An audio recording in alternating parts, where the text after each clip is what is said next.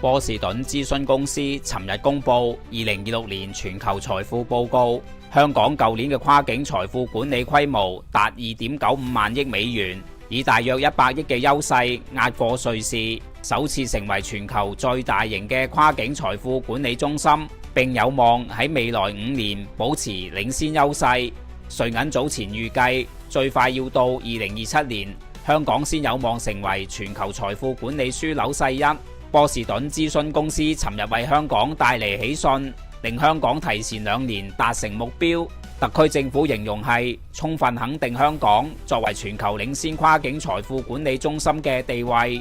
波士頓諮詢公司報告預計喺2025至2030年間，香港嘅跨境財富管理規模將每年平均增長約9%，增幅較瑞士嘅6%為快，意味住香港好大機會會維持全球第一嘅地位。